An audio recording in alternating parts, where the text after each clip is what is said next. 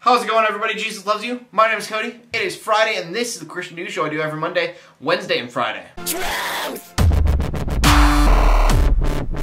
And getting right into the first story of the day, the Super Bowl is Sunday, and the Broncos are not playing because it's rigged.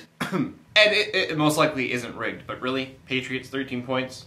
Come on. But anyways, while these two teams who are not the Broncos go against each other in this big eventful day, it turns out that it is not the only event going on. It also turns out that Super Bowl Sunday is the biggest day for human trafficking in the United States. And so that's the bad news, but the good news is that it is mostly concentrated around the Super Bowl, so it's easier to catch people. And so when you have organizations like Traffic Free who are fighting against this, there are going to be a lot of people caught and a lot of slaves freed. So organizations that are against sex trafficking have been spreading all sorts of awareness, and then on game day, hopefully they can catch some of these people.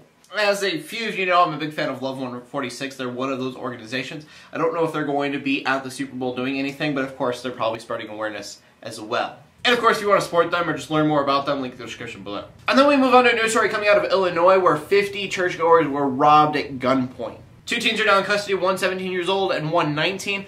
On Wednesday night at 5:30, they broke in the middle of worship, and they put a gun to the pastor's head, told everyone to get on the ground, and then they just robbed him. If you were to ask me, they should have just watched my last video, and they would have known that they could chant Jesus at the robbers, and the robbers would have ran away freaked out. Luckily, nobody was hurt, but prayers out to them anyways, because, I mean, they were robbed. And then because gun debates are always fun, we need to talk about Arkansas, where the Senate just approved a bill that allows people to bring concealed weapons into church. It's called the Church Protection Act of 2013, and it won a vote of 28-4. And it allows the pastor to decide whether or not he wants his congregation to carry guns in the church. And so the question in my head immediately becomes, if this would have been a thing in Illinois, would 50 people have been robbed? And then our final story of the day brings us to the United Kingdom, where a kid was told that he could no longer wear a Christian band. Which sounds stupid within itself, but then you realize that they have a uniform at the school, and you go, okay, it makes sense he can't wear like a bracelet. But then it turns out that it was not a bracelet, and he wore it on his ankle under his sock. According to the kid's father, he'd been wearing it for weeks, but he just itched his ankle at the wrong time. The teacher saw it, and she took it away. And like, I understand the uniform thing, like, that makes sense to me, but it wasn't visible.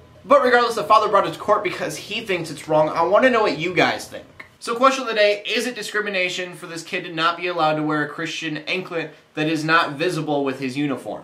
As always, please leave a comment in the comment section below with your answer. Leave a video response if you want to. My name is Cody. I'm bringing news to the Christian community every Monday, Wednesday, and Friday. In closing, let the haters hate, let the Christians pray, and to everybody, like, subscribe. I'll see you later, and God bless.